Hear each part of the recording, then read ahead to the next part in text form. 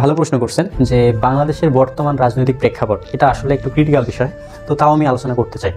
তো আমরা গত ফ্যাসিস্ট সরকারের 17 বছরের আমলে আমরা দেখতে পারছি যে ভারত কর্তৃক যে টোপটা ফেলানো হইতো এটা তারা কিভাবে গিলতো। এখন বলবেন ভাই টোপ জিনিসটা কি? টোপ হইতে পারে লক্ষ লক্ষ কোটি টাকা, হাজার হাজার কোটি টাকা। টোপ হইতে পারে সুদর্শন, তারপর হচ্ছে সুদর্শন মহিষী গুণবতী নারী হইতে পারে। তো আবার টোপ হইতে পারে অন্য কিছু। তো আপনারা জানেন গত 17 বছরে কি হয়ে গেছে। এখন এই যে ভারতীয় টোপ এটা কতটা প্রভাব বিস্তার করতে পারে। সমন্বয়করা যেখানে যুদ্ধরত অবস্থায় চলতেছিল আগস্টের ওইদিকে, তারা কিন্তু ভারতীয় টোপে পা দেয়নি। তারা টাকা অর্থের দিকে, নারীর দিকে এদিকে বাড়ায়নি। তারা নিজের দেশের কথা কল্পনা করছিল, যার ফলে আজকে আমরা এই সিচুয়েশনটা পাইছি, কথা বলার একটা স্বাধীনতা পাইছি। এখন আমার প্রশ্ন হচ্ছে, সমন্বয়কদের যদি ভারত টোপ দেওয়ার চেষ্টা করে ব্যর্থ হয়, তাহলে এই দেশের রাজনৈতিক প্রেক্ষাপট অনুযায়ী কাকে টোপ দেওয়া যেতে পারে বা ভারতের টোপটা কে গিলতে পারে?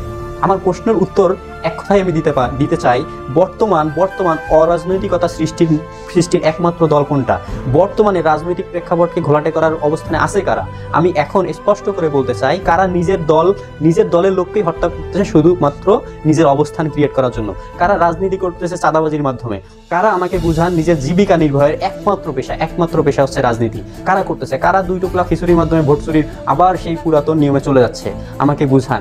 কারা বলে কোরআনের সাথে রাজনীতির কোনো সম্পর্ক নাই? কে এই কাফির যারা বলে কোরআনের সাথে কোনো রাজনীতির সম্পর্ক নাই? তো আমাকে বলবেন ভাই, আমাকে বলবেন, অ্যান্সার দিবেন, কারা এই টোপ গিলবে? যারা নিজের রাজনীতিক ক্যারিয়ারই গড়ে শুধু টাকা ইনকামের জন্য, তারাই তো এই ভারতীয় টোপ গিলবে। তো এখন বলবেন ভাই এর সমাধান কি? সমাধান ভাই আপনাদের হাতে। আপনি নিজের ভিডিওটা দেখতেছেন, সমাধান আপনাকে 1 টোকলা খিচুড়ির লোভে আপনার নিজের ভোটটা, মূল্যবান ভোটটা অন্য কোথাও বিলিয়ে দিবেন না। আপনি যে কোনো ইসলামী দল, আপনি জামাতি ইসলাম বলেন, আপনি হেফাজতে ইসলাম বলেন বা চরমনাই বলেন, যে কোনো ইসলামী দলে, বা আপনি আহলে হাদিস বলেন, যে কোনো ইসলামী দলে আপনি ইনভলভ হয়ে যান। এখন প্রশ্ন করেন ভাই আপনি কোন দলের, তাই না? আমি এটার জন্য একটা সুন্দর চমৎকার কথা বলতে পারি। আমি সমর্থন করি সবগুলো ইসলামী দলকে, কিন্তু আমি ম্যাক্সিমাম গণতান্ত্রিক দলকে মানি না। এখন ভাই সমর্থন কি আর মানা কি?